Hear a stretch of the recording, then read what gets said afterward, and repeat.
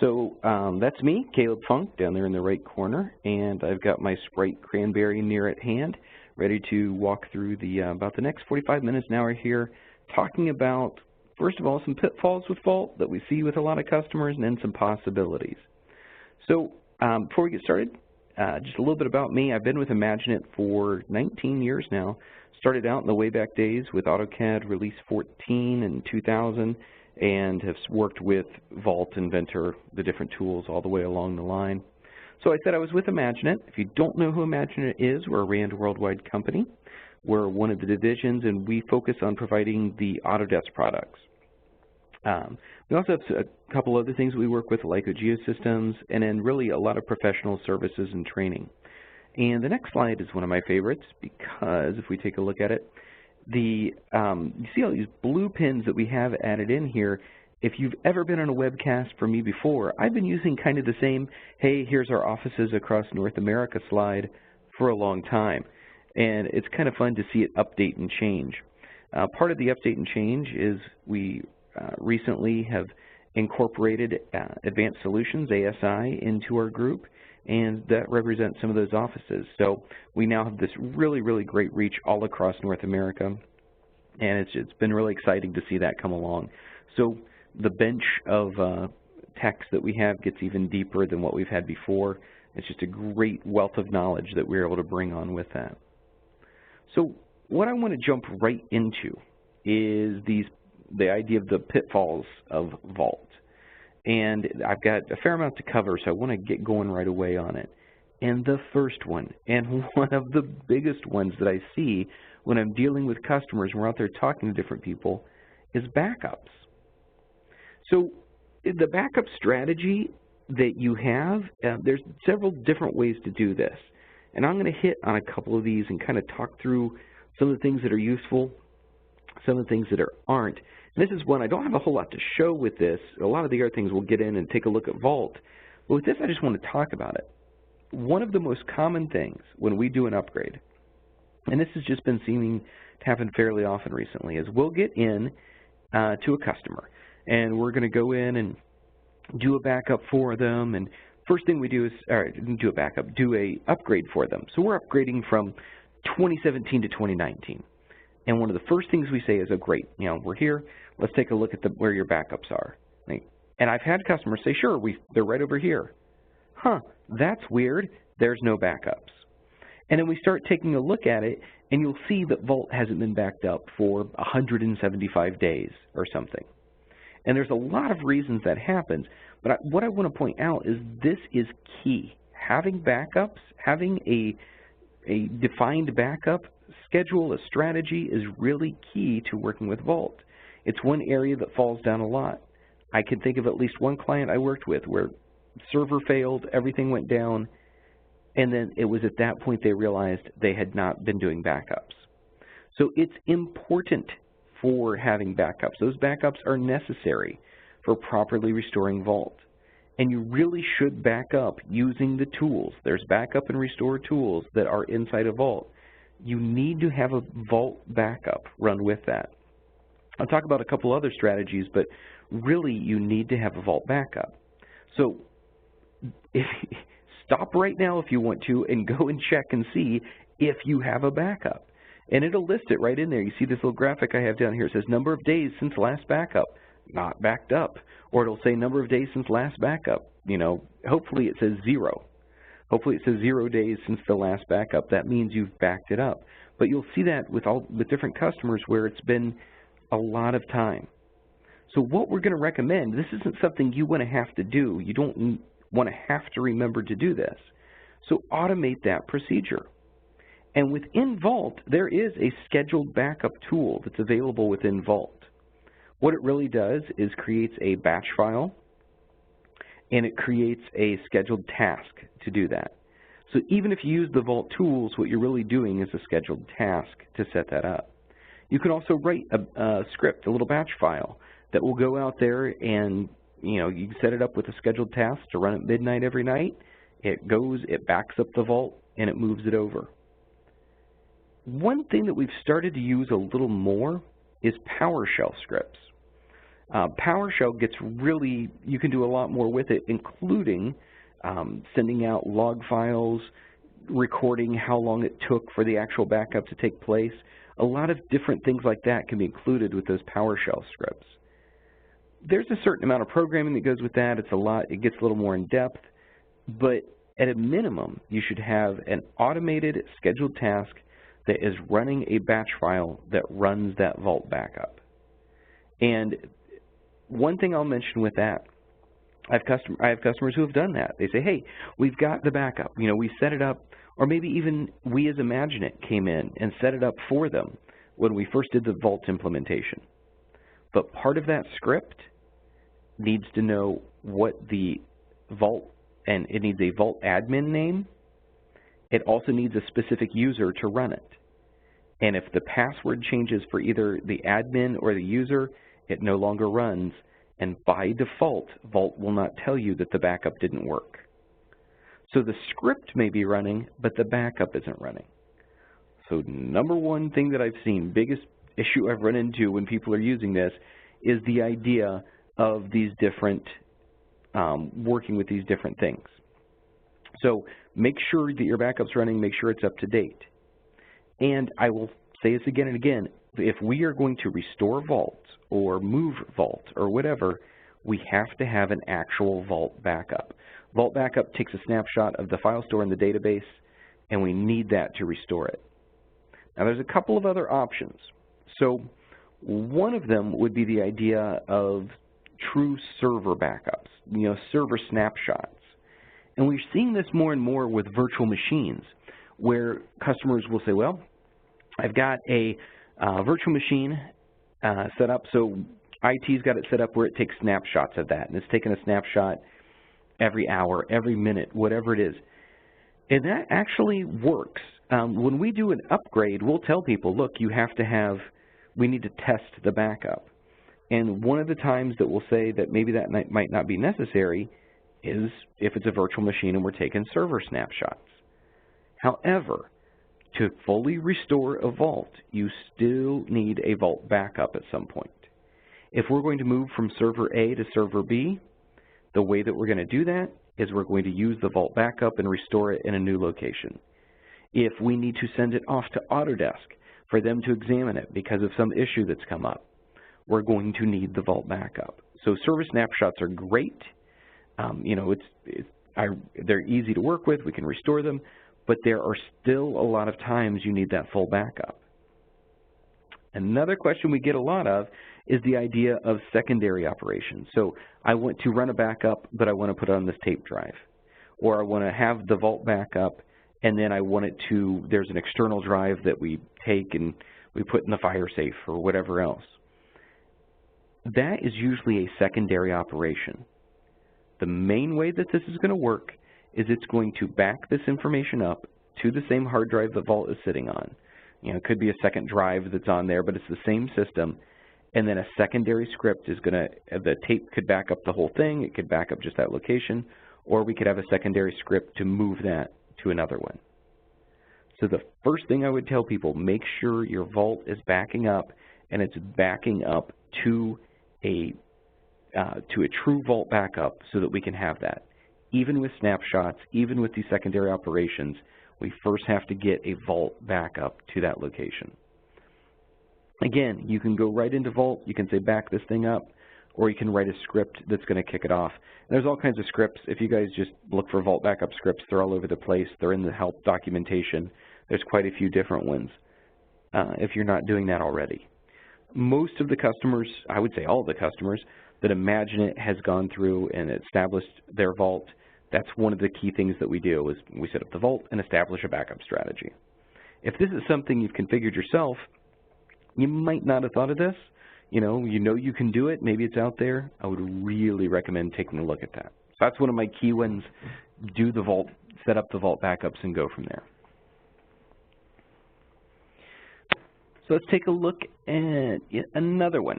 So this is, I would say this is both a pitfall and a possibility. Setting up Vault properties. And within Vault, and you're probably aware of this if you've used Vault at all, we have a series of properties that we can go look at. We can go find this information. And the first thing I want to talk about is mapping properties to Inventor in AutoCAD. So I'm just going to share my screen here real quick. Number 1. Cool. Pop up that. That's fine. And I'll pop up my Vault.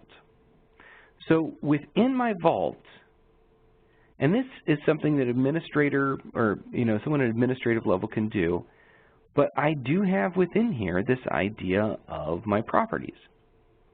And within Vault, we call them user-defined properties. But I just want to point a few things out. I've got different ones in here. Some have my little gear next to them. That's a system property. I can't really do anything with that. That is controlled by Vault. Anything that has a user is a user-defined property. So if I take a look at author here, tons of information comes up. It's almost too much. It's a lot to think about. All I want to show you is this. I've got a name of this property. I've got a type of data it is. It's text, and it is mapped for me. It is mapped to the author. My author property is mapped to the author property in AutoCAD. My author property is mapped to the author property in Inventor. That means when I go get it from Inventor, when I pull this information in, it's automatically going to fill that information out in Vault with the information it already had in Inventor. So if I take a look at these, sure enough, I've got an author, and that author is going to match up. It's going to be the same in both locations. So when I go take a look at that and pull that information out, we'll be able to have that in both locations and have all the information. Now, what can happen is I may, all this works really great. All of the kind of standard ones we would think of, part number, material, author, designer, all of those standard ones that I would think of have been pre-mapped, and that's just the way that Vault is set up. So that works really well. We take a look at that, we say, yeah, these properties are going across, this information is in there, that's just what we want. And typically it is. And just to kind of point that out again, so I have this idea of company. If I go take a look at company over here, I'll sort these alphabetically. Company is a user-defined property, and it's mapped in from Inventor. Sometimes that's all we need. Sometimes it's all we really need is just, hey, that's mapped in, we're going with it. However, if I take a look at, I'm going to grab this component right here, this handle, and I'm going to go ahead and just open it by itself. Over here in Inventor, if I take a look, that's where all those properties are coming from. I fill them out in iProperties, and they go right on through. However, also in Inventor, I have this thing called a custom property that I filled out. And I've got a custom property that just defines that what type of component this is. It's just component category. It's a side component. That does not show up in Vault. So all of these are kind of pre-mapped. It's just part of Vault. But as soon as I create a custom one, that information does not show up.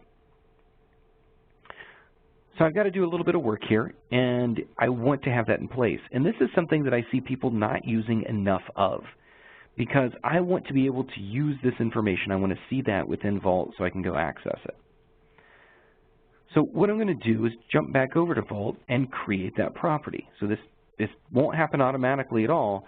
It's definitely something that I have to go through and set up. And I'll go ahead and do a new property. And new properties are actually really easy to set up. Suddenly I forget what it's called. Component category. So I'm going to call it component category. Fair enough. And we'll associate that with engineering files. Now I know I'm getting just a touch deep here, but the basic idea is I've got this set up. It's within here. It's part of it. And this is the key part that I want to show. I want to go to my mapping. And I'm going to pull this information right from that Inventor file. And I'm going to say, let's go get it. So I can pull it in right from that inventor file, and I'll be able to use that. I'm going to go grab that handle, and it shows me all the properties that are part of that handle, every last thing that's in there, including that special one that we created, component category. Now, that is going to be part of it and is going to be mapped to it. So I had to select something that already had it, and I'm now going to be able to have that, excuse me, have that mapped to it, so I've got that information in there.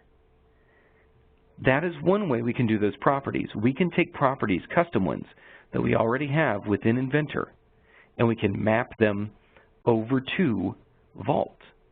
And they become part of it, and they're now it's something I can go search for as part of that information. It's a really, really effective way of mapping that back and forth. I'm just going to go ahead and grab that. I'm just going to check it out and check it in real quick. And then I want to talk about one other thing, one other way that we can handle that.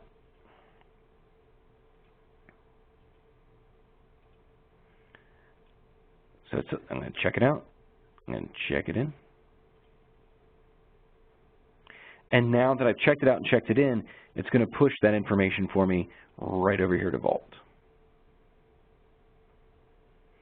so that I can have that as part of this, have that property built right into here. Oh, I got my properties filtered, I'm sorry. So now I can have that as part of the properties pushed over there. So that's one thing, but I've got another thing I talked about, using properties as tags. So I can map to properties that are in Vault, but I don't have to. I can also go the other way. I can have properties in Vault that don't relate to Inventor. They don't really go back to the Inventor file necessarily. They're just a simple tag that I have in here. So I'm going to create one real quick. The idea of a user-defined property in Vault, they do not have to be mapped. We can. But in my case, I'm going to share my screen, this monitor, and make sure I got my Vault.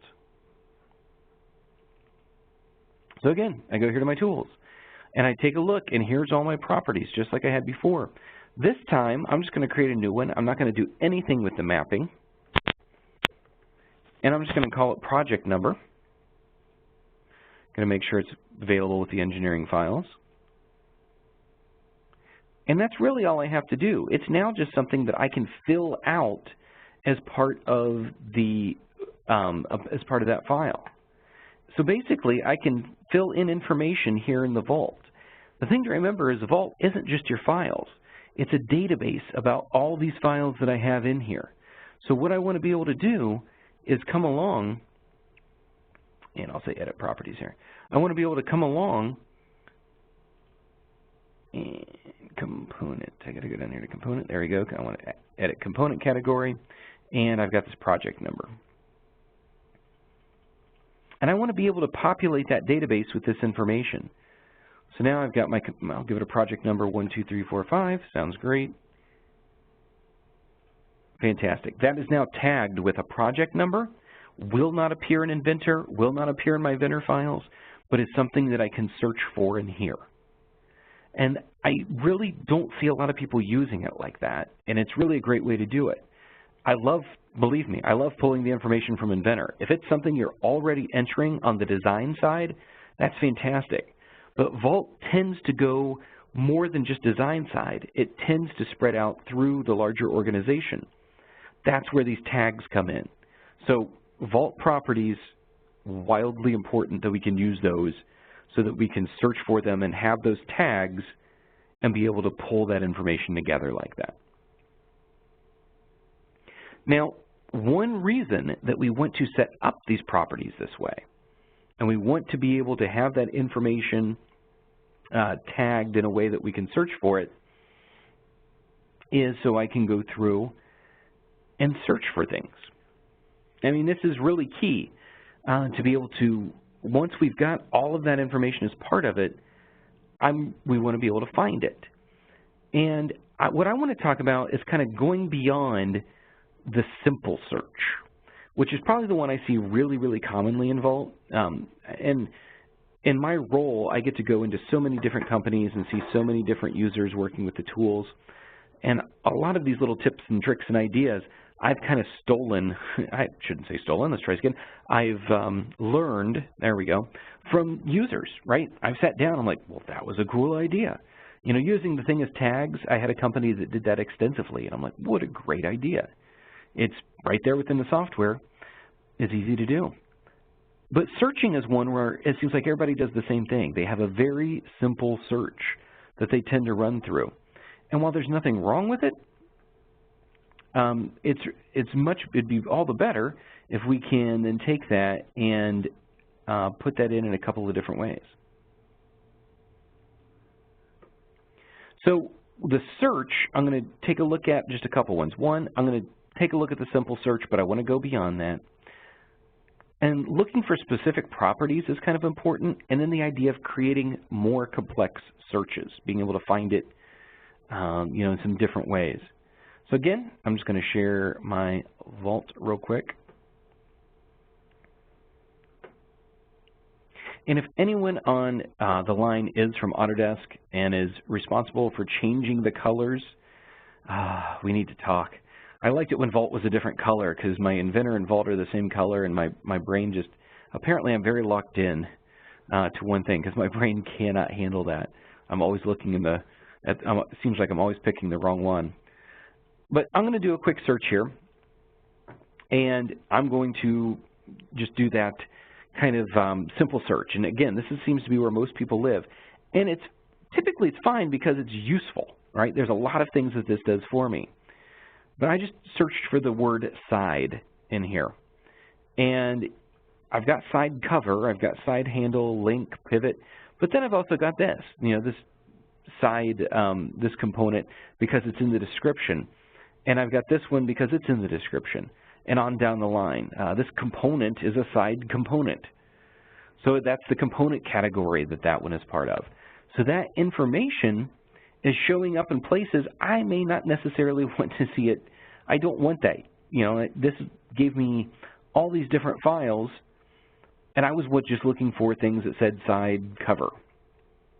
Well, I could try and use a wildcard, so I'll say side star, and that might be a little bit bigger. It's still anywhere in there. This search, it's very powerful, it's very quick, but it literally is just looking everywhere at once. So I want to be a little more specific. I don't want to look up, and what I did is there's this little chevron. It's one of these almost hidden things. But if you expand that now, I can go in and I can look not in multiple properties like I was before, but I can look at some of the other properties that I have available within here. And I can determine which property. So I just want to go up here. I'll type side. Take a look at how much more refined that search is as it goes through. So I've really broken that down to a much more refined search, and I'm looking at this much smaller subset simply by telling it which specific property I want to look for. And that could be any property, right? I could look anywhere. Matter of fact, why don't I look in that one I just placed in component category? I'll look in that property, linked it in, and it finds my items that is linked into and that is part of. So it's really a great way to find that information and search more specifically. Then I've got another little hidden area. And it's either with this little drop-down arrow to go to find or Control F. And I use Control F all the time to pop up find. Either way, it's going to pop up my find window, and I can begin to do more complex searches within here. So now I could come along and I could say, I want to look for component category. We'll keep looking for that one that I created a little bit ago. But now I can say contains, does not contain, is not empty, whatever. I'll just say does not, well, we better say contains side. And I can go search on that criteria. And again, I'm getting a much smaller subset. I'm getting a very specific granular search for that information. So steer away we've got the pitfall of, oh my goodness, I don't want to, I can get in here and only use this. Then we've got the possibility of extending that out and using these other areas, right? Now, depending what you're doing, if you're looking for a particular part number, if you're looking for one specific part number, just use the quick search, right? That's all I need. This is a unique identifier that I can go find something with. But if I'm trying to look across and I'm like, well, it starts with, or I went to say, I know in the description it said, I probably don't want to use that. If I'm looking for one thing in particular, that's great. If I'm looking for something that's close or could, if there's any ambiguity, I probably don't want to. Because that simple search, there's tons of options depending on what I'm getting. That's when I want to go to these others and find the other, use the more complex searches, get the more granular search results back. Now, I will do a shameless plug here. In a couple of weeks, we're actually doing an entire webcast on searching. And you can take a look at that from our website. There's several different things. It's in conjunction with engineering.com. It's come up enough times that I wanted to include it here, and this just brushes across some of the things we can do with searches and some of the ways we can search. It's a Vault, when we think about it, it's a SQL database. So there should be tons of ways we can extract that information, and there definitely are. But for right now, just remember those drop downs. I can get it to here, I can get it here, and I can find that info. Awesome. Complex searches. All right, so this one's interesting. And this is something where, as I started kind of thinking this through and thinking about how these work together, this is Vault Workgroup and Vault Professional only. The idea of the backups, the idea of being able to search for those different items, configuring the properties, all of that can be done in Vault Basic, Vault Workgroup, and Vault Professional.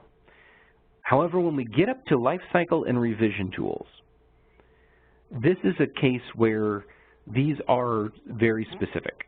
These are specific to Workgroup and Professional, and it's really a useful tool set.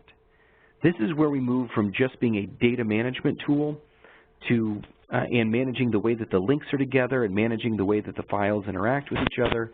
Now we can move it on to a more complex release management system, right? And part of the reason I thought about including this is, again, talking to different customers, different people I've been involved with. This is something that's not really fully understood, and in some cases isn't really implemented. I have a fair amount of customers who are using very powerful software as entry-level software because this hasn't been set up yet. So Lifecycle and Revision tools, these really do work together and should be tied together. It's a way of going in and putting that additional tags. We're using the additional database information and controlling things with that. These are really linked together with categories. I'm not going to get into categories today, but typically that's how we would do it. We link them together with categories. I just want to kind of show these a little bit and talk about a couple of things that that I've seen where people either aren't using them or aren't sure how to use them. So again, I'm just going to jump back here. My preferred way of presenting is always just to show software because I think it makes so much more sense when we go through and do that. So actually I'll go back to my car seat because I've been playing with it. And I've got this handle that I was working with just a little bit ago. And you'll notice that I'm working in Vault Professional, so I've got this called out as I've got a state associated to each one of these. They're all work in progress right now. And I've got a revision associated to each one of these. And I'm currently on Rev A. Well, I'm going to go through the simplest version and we'll get more complex. One thing, and this is kind of odd, but I could come in and change the revision of this. I could just give it a rev number. And I could say go to the next one, go to a secondary, A.1, or a tertiary, A.1.1.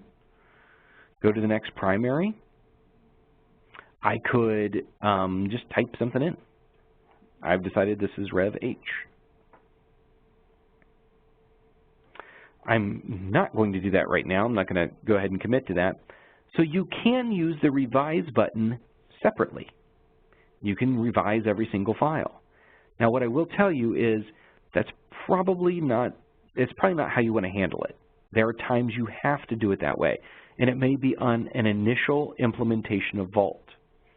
If I start out with Vault, I've loaded in files that I've been using for 10 years. They're not all going to be at Rev A, like what I'm seeing here. They might be, a whole variety of revs, C, J, F, whatever it's going to be as I go through there.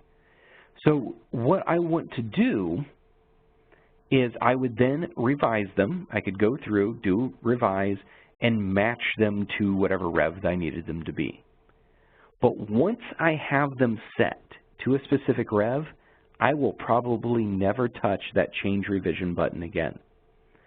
The way that I want to control it once my revs are set is I want to control it through the lifecycle state. I'm going to give you an example. So this is currently work in progress. I'm going to change the lifecycle state of that, and I'm going to change it to released. When I change it to released, I get a little padlock on this. It says that file is locked down. No one else is allowed to touch it.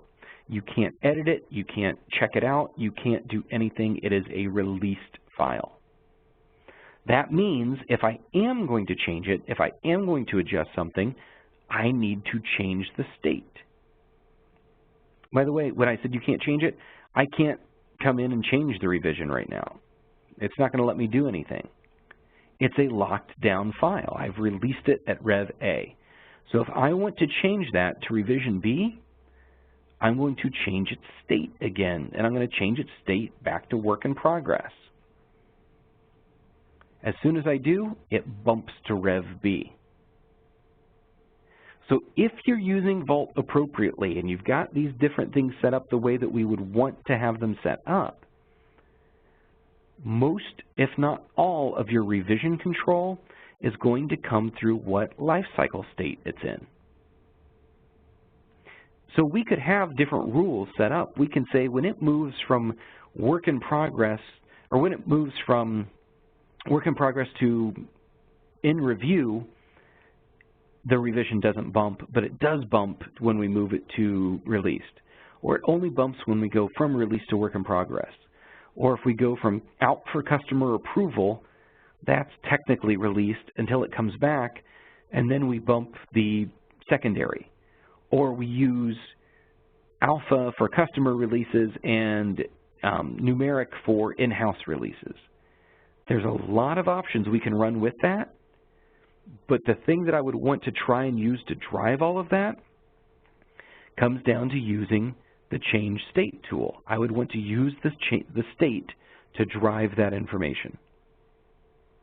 So again, and now at this point, I can revise it. It's now a work in progress. I could change it if I wanted to, typically. And as much as I can ask you to do it, don't change the state like that. You want to change the state using the change state, using the lifecycle states to update and do that. Excuse me. Let's try this again. You want to change the revision using the lifecycle states. That's what's going to drive that.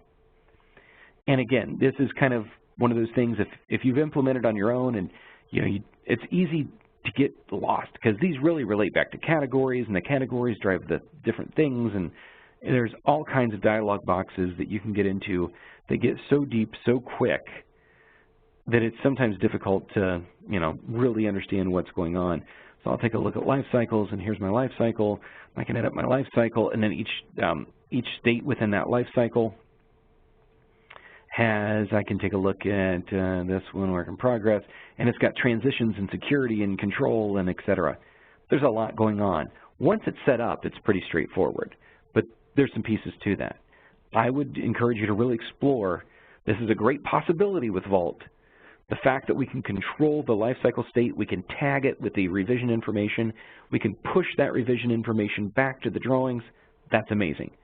However, at the same time, it can be a pitfall where you get in and you're like, man, none of this is lining up. I don't understand why this is changing. Things are out of sync. So it's definitely something to be aware of.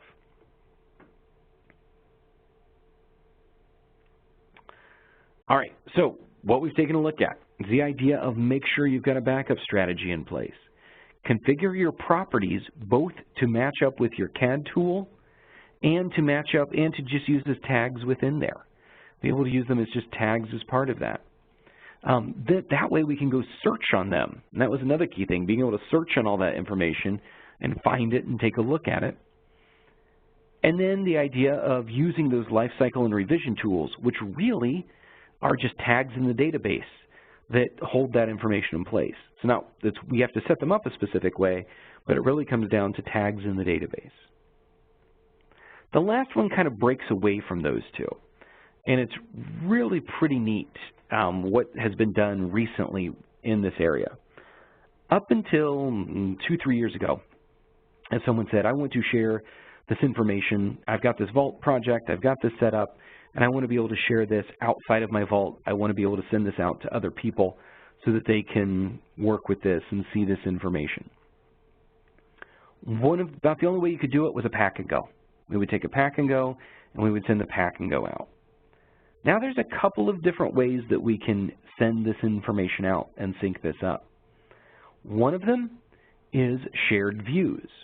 And this comes down to sharing a viewable file outside of Vault. It's a location that I can send this to and I can share it. And again, I like working in the software, so I'm going to jump in. And I've got this specific, this handle. As a matter of fact, I'll jump down. I've got a drawing in here. Oh, messed it up. It's an IDW, I guess. IDW, there we go. As with any search, it helps if you can spell. There we go. Okay, so I'll go to this IDW, and there's kind of some cool things that I can do with this. If I right-click on it, you'll see this thing called Share View. I'm just going to go ahead and do that. I'm going to say, let's share that view. So what the Share View does for me is it's going to go and it takes the information that I have and shares it out to the Autodesk View website. So it creates a viewable and uploads it to there. So I'm going to go ahead and share this view, and I'm going to say, yep, that's fine. Let's just call it car seat. Let's go ahead and go. And I'm going to click share. So it goes through and creates the viewable, takes the time to do that, and then it pushes it out to the Autodesk View website. And I'm going to have a link to that, and you can go view this file that I've created. And this is really interesting because this is something that was very difficult before. I mean, I could pull a DWF and I could give it to someone, and that's really what this is doing, is it's working on this DWF. But I could create a DWF and give it to someone. I could maybe export a DWG for them, all of these different things. But this is all kind of happening behind the scenes, and it's going to automatically publish it out to the website to be shared. Now, the benefit of this is the website, I can set an expiration date on how long this view is going to be out there. It's a simple link that I can send someone to view. They don't have to have software installed. They don't have to have anything like that in place. It's just a matter of them taking that. So that's one way to do that. And while that processes, I want to talk about the other way that we can do it, and then I want to come back and take a look at it. But shared views are a great, great tool that we have. If I want to go beyond sharing a view, if I want to actually collaborate with someone and say, here, you can have access to my files. I want to take a particular folder or group of folders and I want to push them to the cloud so that you can go download that information. We can do that with the Project Sync tool. Now, this is Vault Professional, and what Vault Professional allows us to do is push the information out to Autodesk 360. It's an Autodesk 360 account. And then collaborators can post comments, they can view the files, they can download the files, they can pull that information in. When they have worked on it, they can put it back in the Autodesk 360 account, and I can sync it back into Vault. Now, there's a lot of moving pieces there. We have to make sure we've got the tools available for, we've got to have the Autodesk 360 account configured. We've got to have the job processor set up. We've got to have the Autodesk desktop connector set up. So there's several pieces to it, but it's a really great way of taking an entire folder structure and sending it out so that people can share on it. Now note, when I do that, it only takes the files. It does not know that they're Rev A, B, C, D, or whatever. So it's just taking the files and allows us to work on them there. So what I want to send to that would be work in progress files that people can then edit, update on that end, and I can pull back into Vault. But this, before this, people had to specifically log into my Vault, or I had to pack and go out, or Lord forbid, email it over to them, right? So this is a great way of having that as a sync tool, as opposed to anything else. It's a really, really great way to set that up because we want to be able to sync that information and not have to have it out of sync, have it where we're doing a static type of thing, such as emailing it over to them. Now, there's a lot to setting that up, and I don't want to get too deep into it, but that possibility is a great way to do that. That's a conversation I'd love to have with you. It's not really, if you have Vault Professional, there's no additional software that's required. There's no additional functionality that you need to put in place. It needs to be configured, but it doesn't need to be purchased. Now, with that, it's a fair amount of information that we're looking at with all these different pieces and setting us up. Oh, excuse me, I do want to jump back over here. Give me just a second.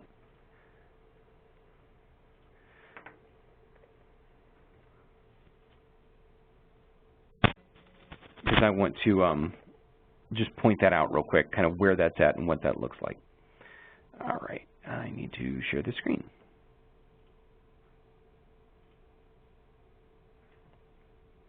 Okay, that's still processing. We'll let that process, and then we'll take a look at it. So one thing that I do want to point out is there's all of these possible things that you could be doing with your Vault, right? You know, there's different ways we can set it up, and a lot of times this kind of gets missed. There's these ideas that, you know, like, man, I heard it could do that, or we tried to set that up one time, or whatever it would be. So one thing that ImagineIt has started doing is offering Vault health checks. And this is, a Vault health check is really designed to take a look at your Vault environment and just optimize it. Or, you know, take a look at what you're doing today and figure out what else can we do with this. So if you're someone who implemented Vault at one point, but it's been a long time since the initial implementation, or maybe you implemented it and just gave it a shot and, you know, we think it's pretty good, but we're not sure if we're missing anything or if we could be doing something better, this is a great tool to use for that. And these are the type of things that people run into when they're working with Vault and they're working with that information, is they can say things like, well, you know, how can we do this better? How can we do this faster? What are some ways that we can, you know, are we doing the best practices? What can we do with that? And part of the idea is to take people who are very familiar with that. We have a dedicated way of doing that, and just kind of reviewing what you have. And once we do the review, we'll typically do this, and you know, I'm saying a half day. If you've got 200 Vault users, it may take longer. But what we want to do is spend about a half day talking to different CAD admins, Vault admins, different users that you have, and go through and, you know, review these different things, review how it's being adopted, review the metrics, and then we take some time off-site to kind of come up with some documentation to say, this is a good way to use that, these are some things that we're going to suggest. And we come back, these are some of the different areas that we would look at. And I've hit on a couple of them today, but really we want to go through and take a look at some of these key areas to see, you know, is the server up to speed? You know, are the user workflows in place? Is everybody using the Vault? Are the users, groups, and roles, do they make sense as we've got them set up? And the idea is then we would come back with a findings example where we would say, you know what, revisions, you're great. That's green. You're good to go. Everything's where it should be. Purging older stuff, maybe not. This is an area we might want to look at, some things we might want to consider. And in this case, and I just mentioned this, there's no disaster recovery plan. We don't have documented steps on what to do. There's no backup running. That one's in red. So it'll come back with some key areas and detail out, this is some things you probably would want to look at. Here's some suggestions. So the Vault Health Check is a great way of being able to make sure that you're up to speed with all of those different things, that they're where they need to be, and that we're doing them appropriately. So this did process. I'm just going to jump over here real quick. I want to point this out. I just did the handle. The other one was taking just a little too long. So I'm just going to view this real quick. And this does use the Autodesk viewer. This is completely external. This has nothing to do with downloaded software, internal geometry, or anything like that. It's just the external viewer that I have out here, and you can go look at that. So that's published right from my Vault, where I can go view that. That's the shared view that I have. And I'm actually just going to copy that link. I'll post it here in a moment. So I've got my shared views, and I can see that information. And I've even got a shared views panel that will let me know what shared views I have that are out there. So it shows, I've got this particular view out there. I shared it. It was shared on March 28th. It expires in 30 days. And I could delete it. I could view it. All the information comes in for that. So sharing the views, what a great way to extend that information. And I'm actually just going to drop that real quick here into, let's see if I can find the chat, into just the general chat. This is the link to my shared view. So you guys should all be able to just go take a look at it real quick from that link in the chat.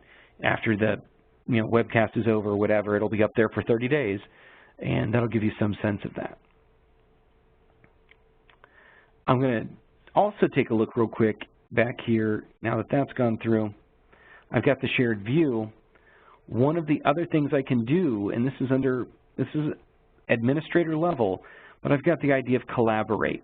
So I mentioned the idea of sharing this to cloud mapping.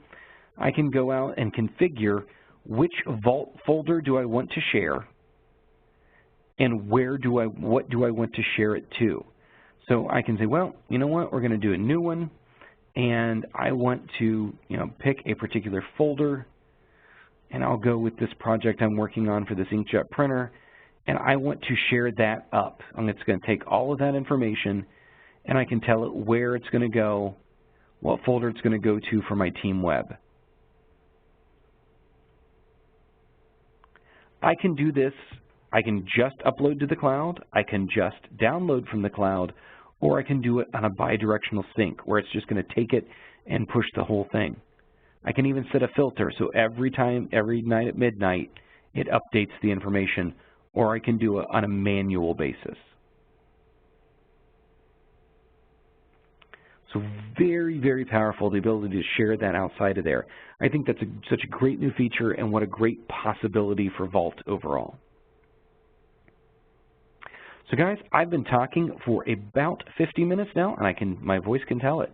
So I'm glad it held out for this long. What we're going to do is we'll go ahead and open it up for some questions.